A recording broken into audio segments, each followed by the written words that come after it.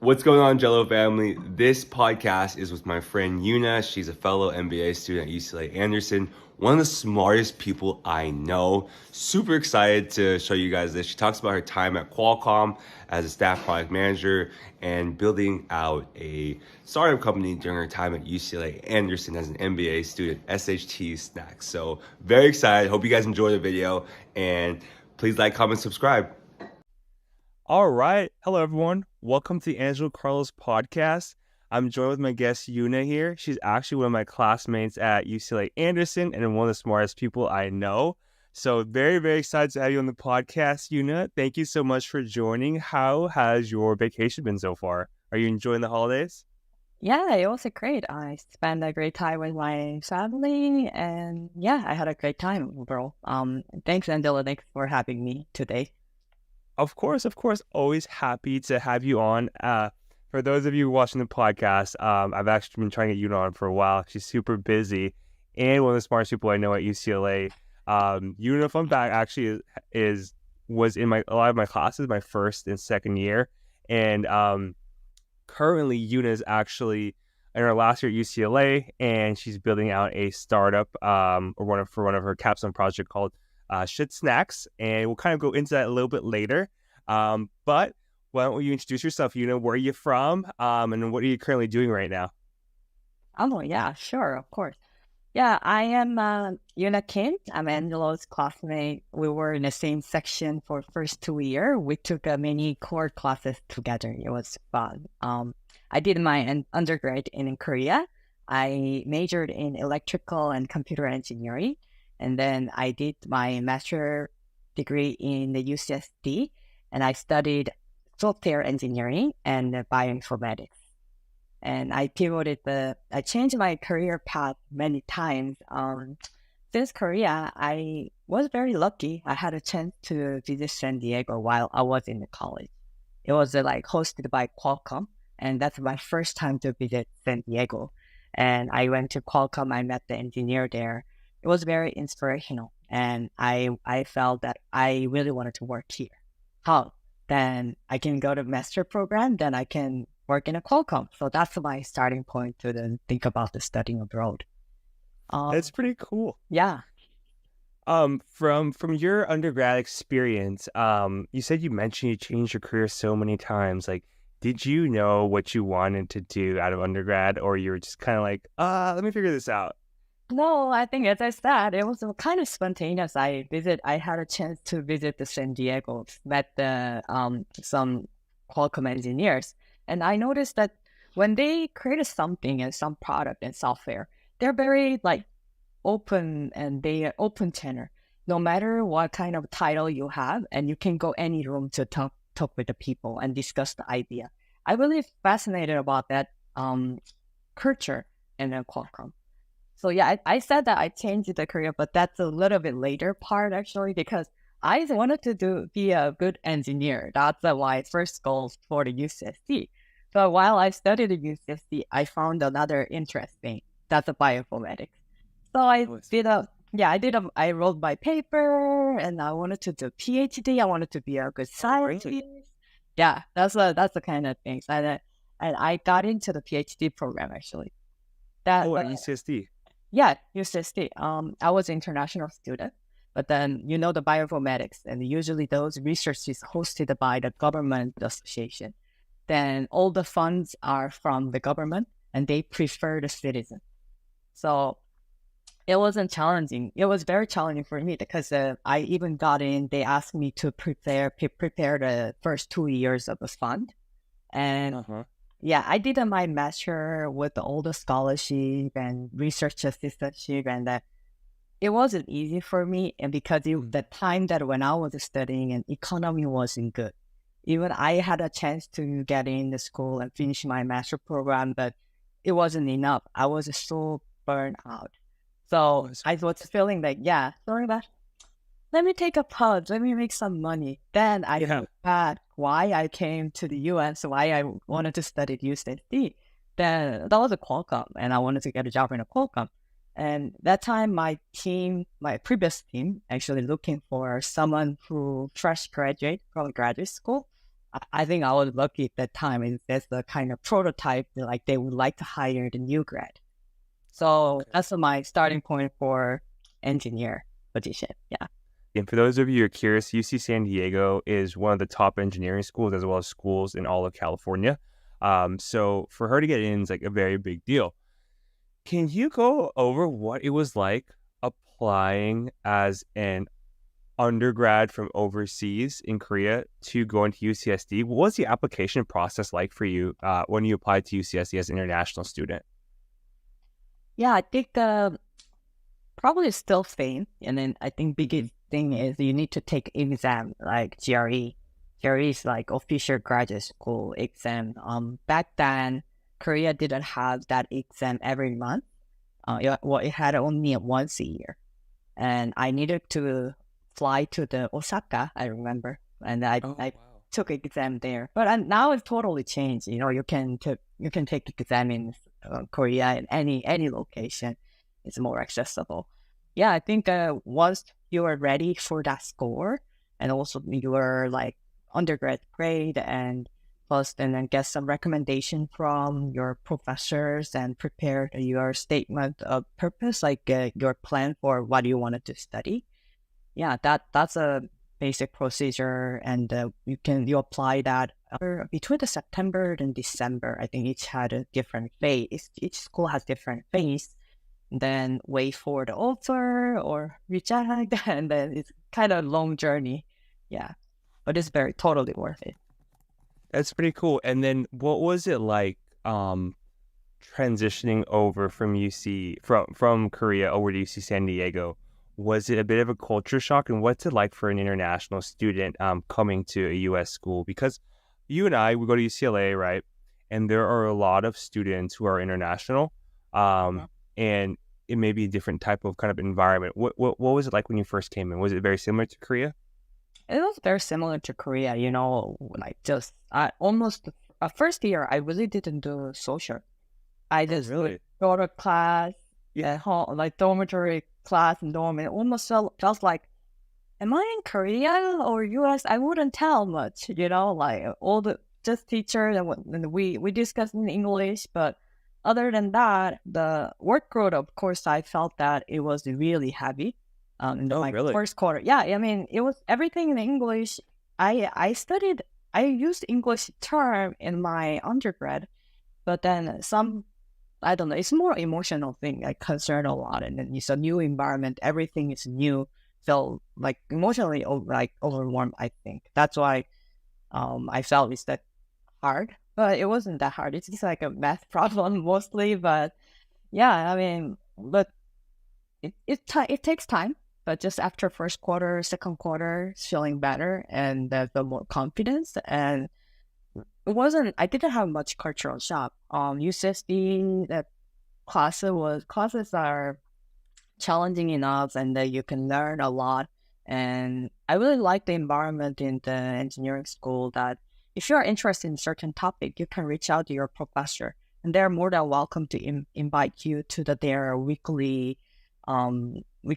call meeting with the students and the research group. And I attended so many of them to find out any research assistantships. And I even went to oceanography side, and they do any engineering stuff and like geology classes or like biology, pharmaceutical. I visited so many things. It was so much fun. Yeah. That's pretty cool. So a lot of actually my podcast listeners are all from UCSD. So a lot of them are from Jacobs School of Engineering. So that's actually really good advice for a lot of the people listening. For those of them who are kind of like in that first or second year of undergrad or within grad school, do you recommend any internships or getting work experience during your time at school? And if so, how can they go about that?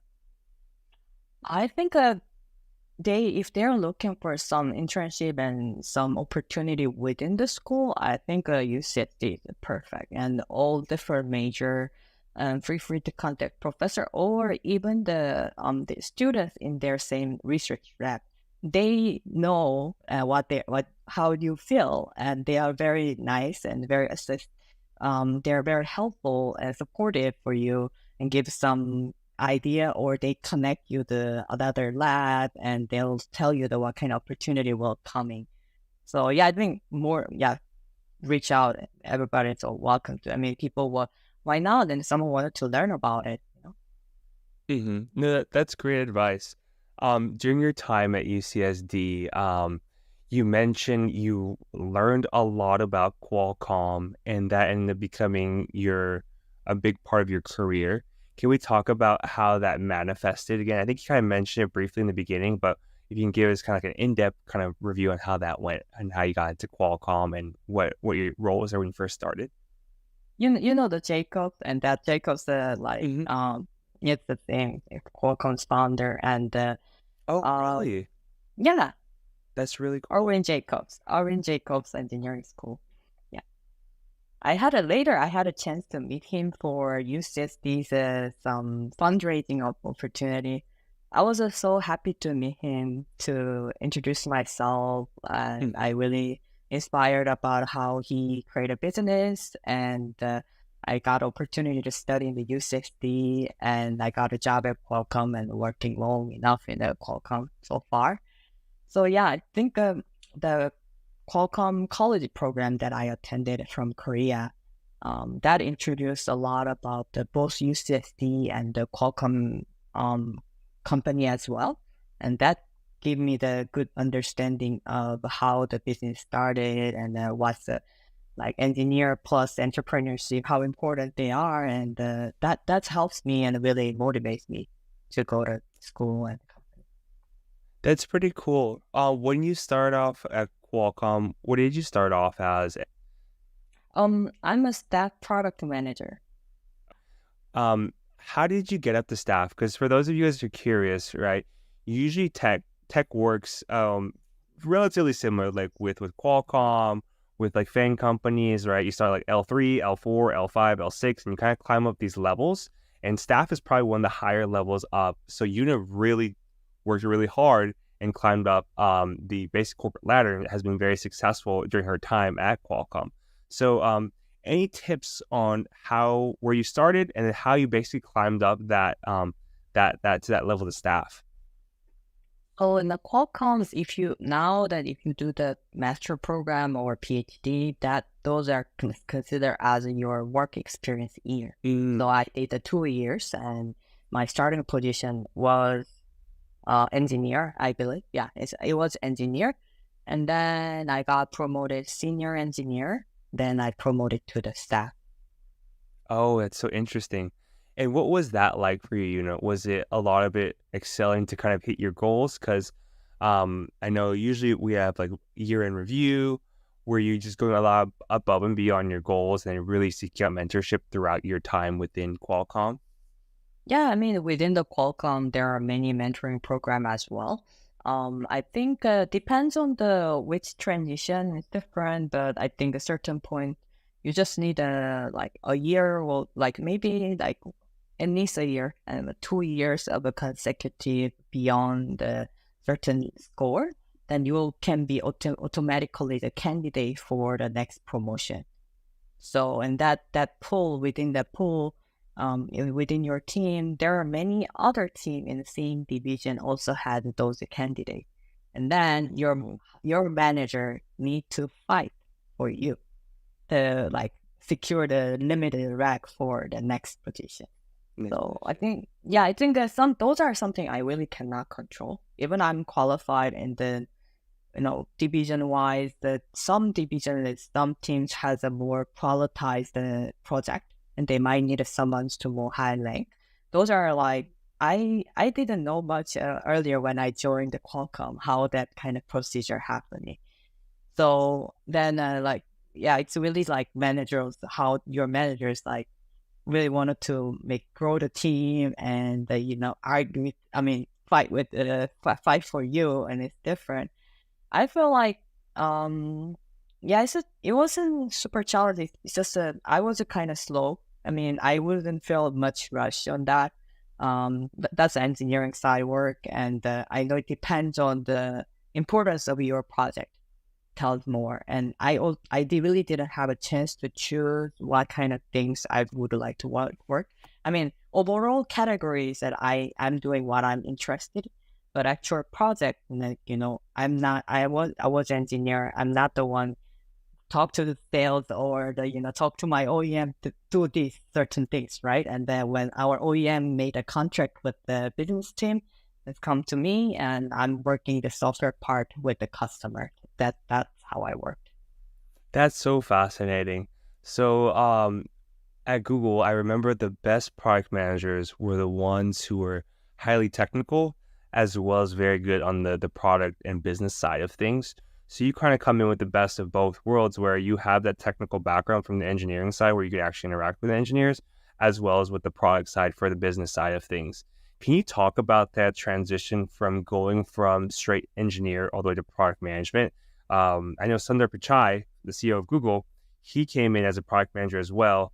Can you talk about why you made that transition and how that was like? Yeah, I mean, while I'm working as software engineer, I solved many technical problem with the team. I mean, scale of a product, I mean, problem sometimes big, sometimes like smaller, whatever. But then I still feel that was very important. It's also teamwork. But at the same time, when I see the product, what if I have a bigger structure, a bigger roadmap that if I could influence more, then I think it made me feel more rewarding at a certain point. I mean, of course, the Wi-Fi technology, that the industry that I'm working is a Wi-Fi and mobile connectivity. Every year, the new technology, new advanced things are coming. It will always fascinating me. But the level of problem that I'm solving, I might want to influence more, and I would like to share my insight. And those are the really driving me. What kind of role I could do, and what kind of role I can execute those skills. And I think that's why I would like to change from engineering to the product manager. Right now, right now I am leading the software roadmaps and overseeing all the software executions in my global teams. And yeah, I'm very lucky that it took me a while, but I'm still I got that job, and I'm working very closely with my engineering team who I used to work with. Oh, that's And great. previous relationship works. It helps a lot because I know what they want, and I know how to help them and within the team. So that really makes me feel rewarding, and then yeah, it's really good. I love it. That's pretty cool. So for your viewers who are curious, whenever you come into a big corporation like Qualcomm, it's going to be very important that there's continuity amongst teams. So Yuna actually worked within this engineering side of things, as well as she's a product management, because she knows the processes, she knows what these engineers do. There's a lot of mutual respect between both parties. So for her, it's kind of like a nice transition over from engineering to product management. With that being said, if you're looking to get in product management, highly, highly recommend that you are technical, because at a lot of big tech companies, there is a possibility you will be looking at code and you will be working with the software engineers. And when you speak the same language amongst your peers as those engineers, it'll be a lot easier to get projects to go through, to get buy-in from senior leadership, because they understand you understand a product roadmap, that you understand what the engineers look through in the code base. So that's one big tip for y'all. Really, really get good, become technical if you want to get into that product management side of things, and you kind of get the best of both worlds. I want to understand now, Yuna. So you did so well, right? You came from your undergrad at Korea. You came to UC San Diego, did an amazing job, met the founder of Qualcomm, became a staff product manager. Why did you decide to go back to school and get an MBA at UCLA? What was the whole motivation behind that? And then let's go in later about how it helped you kind of in your work life. Yeah, and the moment while I was thinking about when I wanted to solve the bigger problem, that was 4 or 5 years ago. And then I checked in my product manager in my team and same division, how they work, what they work, and I talked to them, and then I would like to know about their jobs, and I learned that they do more business than what I expected. So those part I wasn't exposed to any project, right? I was internally working or externally working with my customers, engineers, not like the marketing and sales. So I really didn't know, but then I was more curious about it. Then how the product manager solved the business problem. What is their business problem? I would like to learn more. Even I closed with my product managers, and I couldn't imagine all the things because they are really busy about it. Mm-hmm. But I know that just rough idea what they might know about the finance side and there's some forecasting and market analysis. I thought those are topics that maybe I can read this from somewhere or I can study from like a certificate program. And I know those are, I can put in more effort, but at the same time, I miss some academic environment. I mean, MBA is different, of course. I also looking for some community, and that perspective, I really think that maybe part-time MBA would be great opportunity for me. That's what I was looking for. I feel very happy that what I thought and what I decided that aligned with what I feel right now.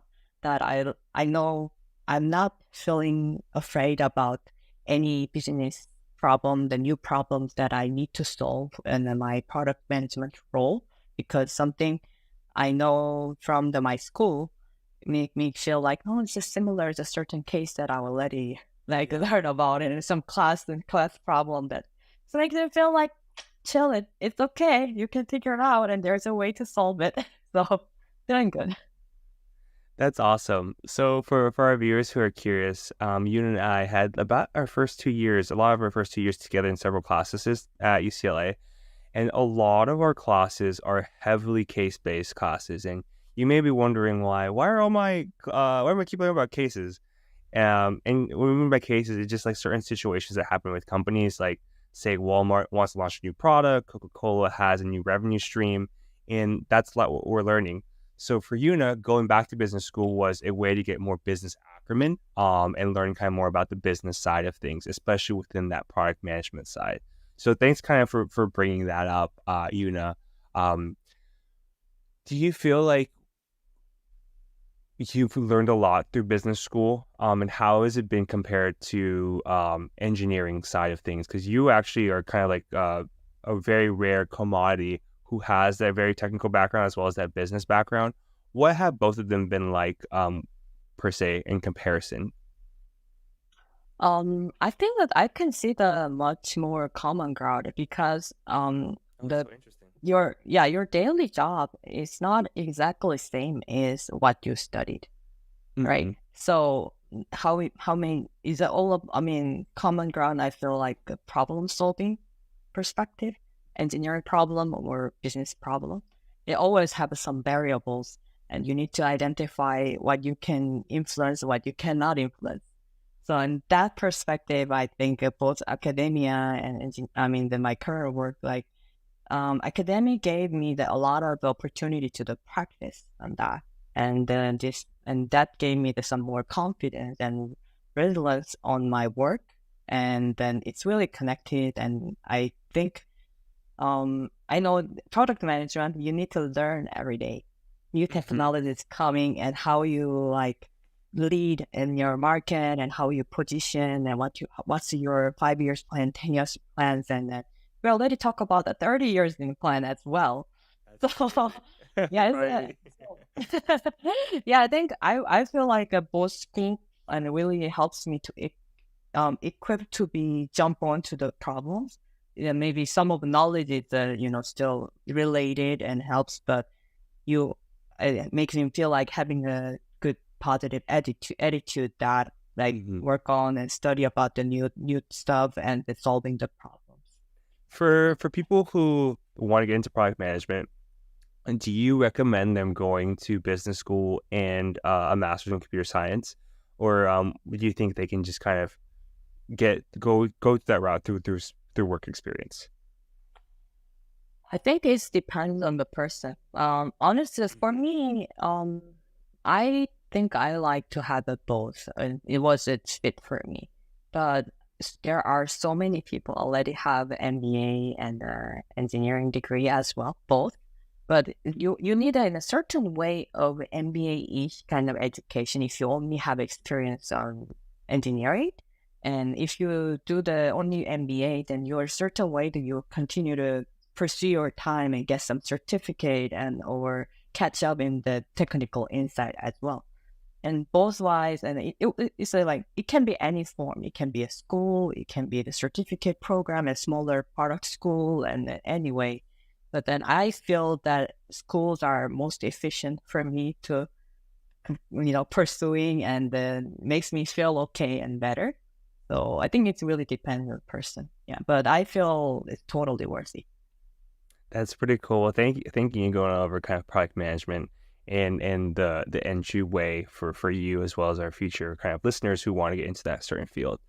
I want to go over now one of the companies you founded at UCLA. So it's called Shit Snacks.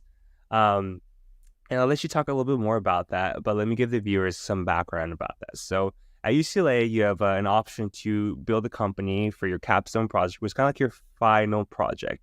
And we call this, I believe, BCO, right? And then you can go a little bit more into that. But essentially, you build a company with a few of your classmates, and you bring it to product. You bring it to market, and you try and sell your product all the way from idea all the way to selling the product to actual customers.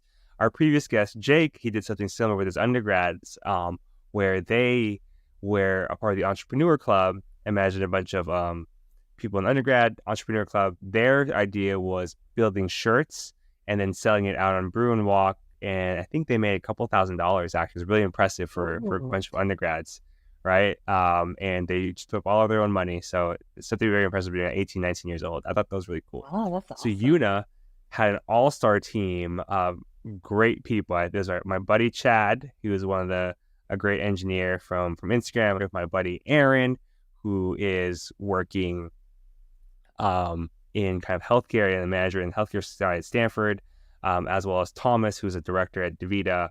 Yuna was an amazing product manager at Qualcomm, and our buddy Steven, who has a big finance and banking experience at Houlihan Lokey. So Yuna, I was wondering if you could possibly go over what Shit Snacks was about, and then kind of how it came to fruition. So if you can just talk about Shit Snacks right now.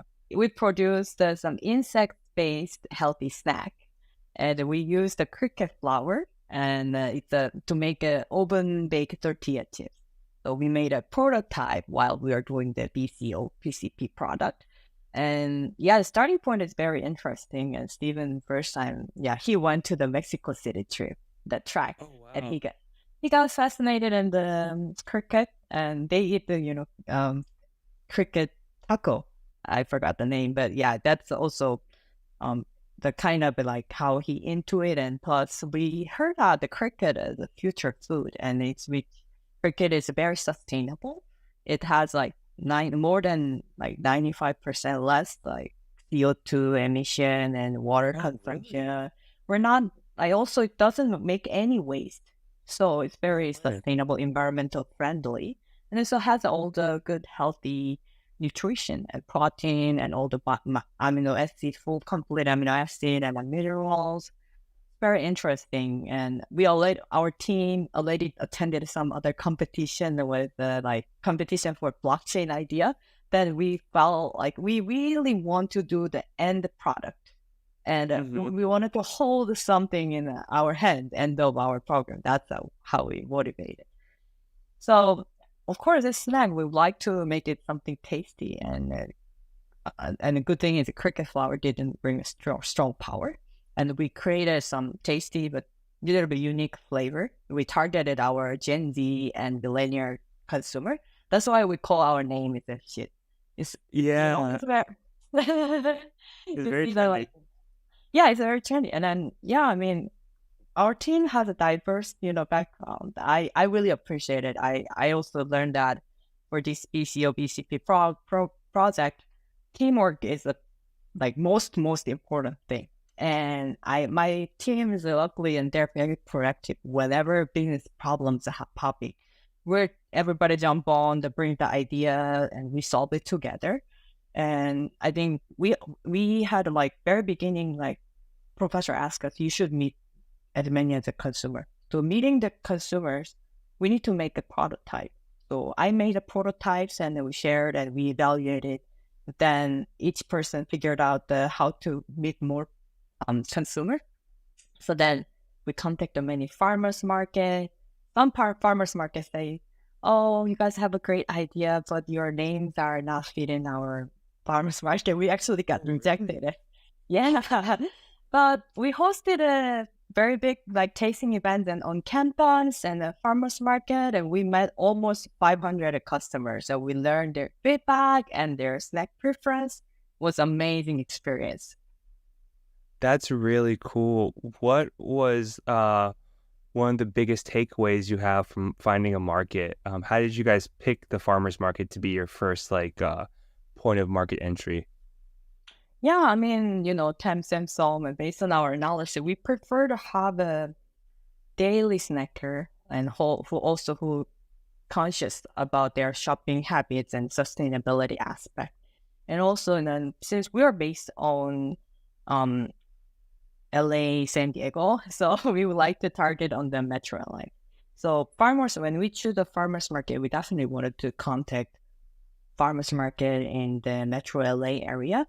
And the farmers market we attended is West LA Market.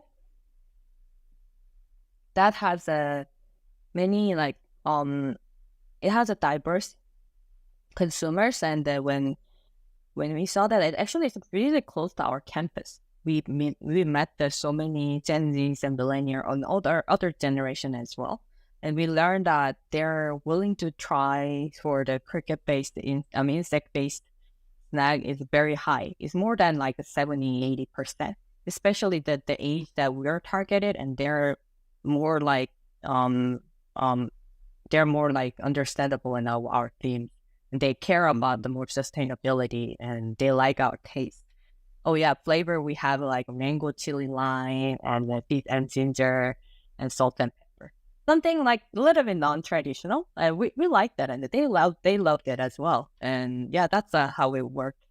Yeah, That's really cool, and I'm glad you're focusing on the millennial as well as Gen Z generation, who are more open to products that have a mission behind it, or right. certain help towards the environment and zero sustainability, zero waste, and then you have those kind of fun flavors. Can you talk about how you created the product itself? Did you guys rent out a kitchen? Were you cooking it at home? What was that like? That's a really fun journey. I can talk about that almost 2 Yeah. days. No, but I can make it short. I can always show on that. Take your time. Yeah. So I started the prototype very beginning, and then when we launched and I shipped that to the professor, our teammates, as soon as right after I baked it. And then we got feedback. We saw the potential about recipe. Our recipe was a very simple tortilla chip. And we also keep it as a very simple under our values. And we only have 4 or 5 ingredients, and it's just a basic tortilla chip making experience. But when we wanted to meet the more consumers, my home baking is very limited, right? I cannot bake a whole day, and I cannot quit my job. Right? No. So yeah, and then we wanted to have a kitchen and the kitchen setup, which renting the kitchen, those services.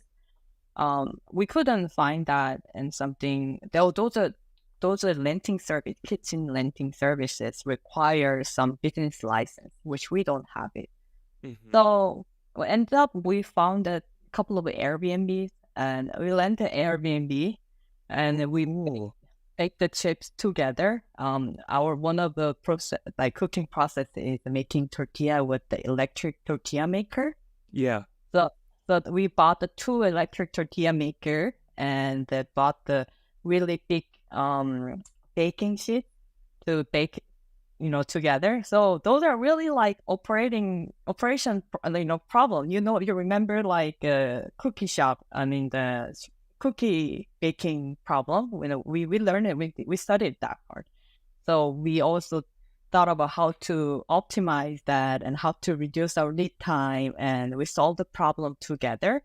And we made the large batches together with the team and at the Airbnb.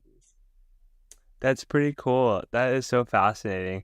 And then can you kind of go over your marketing? I think you guys had some of the best marketing like on Instagram, and then just your packaging. I was wondering, can you like, how did you kind of come up with these ideas?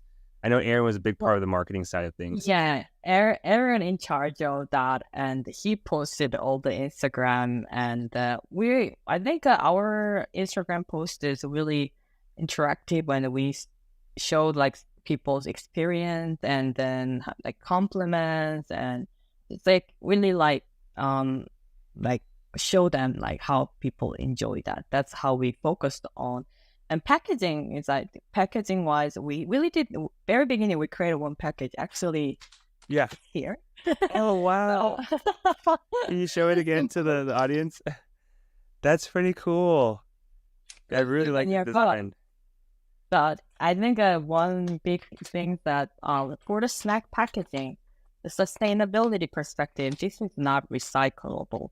And then we know that we researched it. There are a couple of opportunities that make a recyclable packaging, but that requires some money. And I think that our next step in our business, we might want to find a good co-packer, and also we need to solve the packaging problem, which we would like to keep consistent in our themes on the sustainability aspect.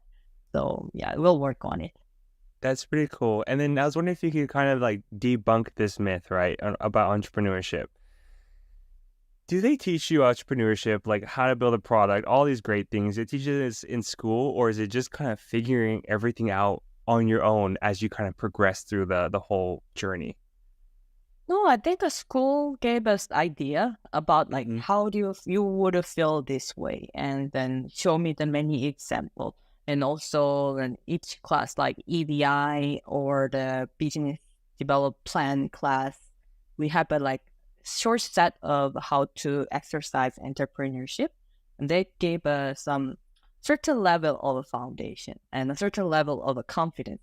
We've done it before, similar. I know it's gonna be a real problem, but we can do it. And so, yeah, I think that schools gave a lot of opportunities. Yeah, definitely.